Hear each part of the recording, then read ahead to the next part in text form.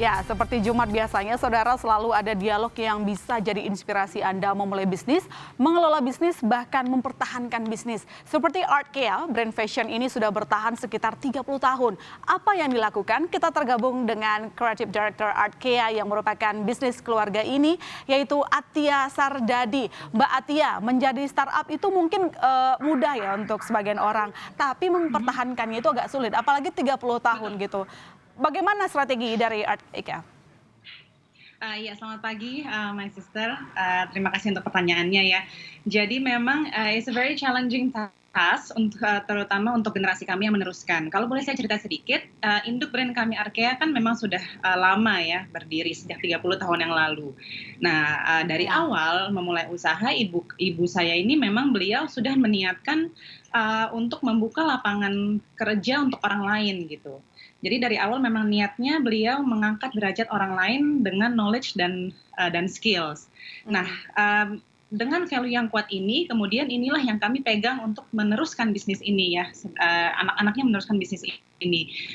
Seperti yang juga kami diajarkan dalam keyakinan kami bahwa mencari bisnis, menjalankan bisnis itu bukan hanya mencari keuntungan sebanyak-banyaknya, tetapi juga mencari keberkahan gitu. Jadi kami selalu berusaha untuk mengangkat derajat orang lain dengan ilmu, berbagi ilmu, baik itu dari atasan ke bawahan, sehingga mereka dapat berproses dan berkembang gitu ya menjadi menjadi penuh dengan fungsi gitu setiap pekerja kami dan kami ingin membuat ibu kami happy nih jadi terus Oke, nah, kuncinya adalah membuat ibu kami happy gitu. oke baik. Nah, tapi ngomong-ngomong soal strategi, Mbak, kalau misalnya kita ngomong soal pemasaran begitu, serjen apa sih kita harus menggunakan media sosial, kemudian endorse gitu? Iya, pertama-tama sebelum kami bicara tentang strategi pemasaran secara spesifik, yang pertama itu adalah harus konsisten dulu, untuk menentukan apa yang kita mau jalankan gitu ya.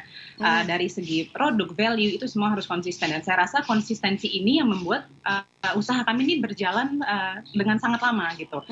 Produk DNA kami dari 30 tahun lalu ibu saya membangun sampai sekarang itu tidak berubah, itu pertama. Oke. Nah, yang kedua, mengenai strategi pemasaran media sosial tentunya berbeda ya. Setiap brand, setiap produk itu berbeda tergantung target marketnya, tergantung audiensnya, tergantung segmentasinya gitu ya. Tetapi penting untuk menggunakan media sosial sekarang karena memang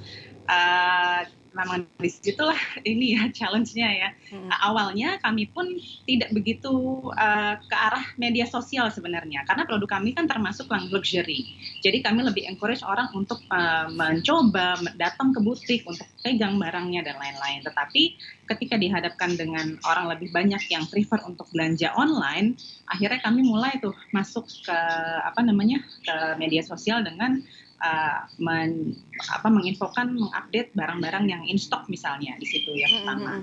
Nah yang kedua bicara mengenai endorsement, kalau boleh dibilang kami sebenarnya cukup konservatif dalam strategi marketing ini ya gitu. Kami tidak kami lebih suka menerapkan mindset kalau everybody can be an influencer because everybody is an influencer in their own rights gitu. Ada beberapa hal yang perlu diperhatikan, tapi yang menurut kami paling penting adalah objektifnya nih. Begitu menggunakan sosial media dan berbicara tentang endorsement, mau fungsinya apa? Apakah endorsement ini sebagai untuk menaikkan sales atau untuk menaikkan awareness? Berarti nggak selamanya sosial media the money is there itu nggak selamanya gitu ya, Mbak ya? Enggak selamanya, menurut saya tidak selamanya karena kami lebih percaya dengan yang namanya wow factor. Jadi kalau kami bilangnya itu wow factor, the power of word of mouth itu lebih seringkali lebih bisa more reliable daripada marketing advertisement, endorsement atau quantity selling gitu ya.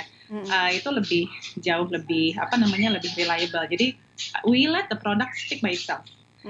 Kenapa kami bilang wow factor? Karena kami ingin memberi pelanggan itu di luar ekspektasi. Begitu mereka terima barangnya, they would be like wow gitu. Ternyata bagus sekali produknya ya. Di luar ekspektasi saya melihat dari layar screen HP gitu. Itu yang kami lebih rely on. Jadi wow factor. Terus kalau memang kita mau menaikkan awareness, kita memang mengalokasikan marketing budget sendiri untuk influencer marketing. Kan punya 2 Tapi produk nih kalau Mbak Atia. Itu iya, gimana cara membagi memasarkan produknya? Kan ada 2 gitu. Bagi ya, 2 ratanya. brand yang berbeda memang. Ah. Berbeda. Jadi kami men-treatnya berbeda. Yang satu Lace by Arkea itu lebih kepada occasional formal wear. Kalau Arkea Stripes itu yang seperti yang saya pakai ini, itu lebih ke casual wear kan. Jadi treatmentnya sangat berbeda. Yang segmentasi dan target marketnya pun berbeda. Jadi kalau misalnya paling gampangnya contohnya begini, untuk Lace by Arkea, kami ibaratnya nggak terlalu jor-joran gitu lah ya untuk marketing dan social media, karena kami tahu pasarnya nih rata-rata yang beli rentang usianya berapa sampai berapa, buying powernya di mana, gitu kan. Kalau misalnya kami menjual dress sekitar kisaran 6 sampai 9 juta, ada segmen tertentu yang memiliki buying power itu kan, gitu. Jadi kami akan ke sana. Nah, pengguna media sosial ini ada nggak di rentang usia itu, gitu. Kayaknya kalau saya bicara sama ibu saya ini, kayaknya ibu-ibu deh Bu nih yang beli nih Lace by Arkea. Kayaknya ibu-ibu nggak main sosmed deh, gitu. Berarti kan kalau nggak main medsos harus ada dana marketing tersendiri ya nggak sih Mbak Atia? Nah, kira-kira tadi kan memang disebutkan bahwa biaya marketingnya tidak mahal katanya segitu gitu. Tapi kira-kira singkat aja gitu, berapa banyak yang dialokasikan untuk biaya pemasaran? Idealnya 20-25% itu alokasikan untuk marketing budget ya, dari the whole budget yearly gitu.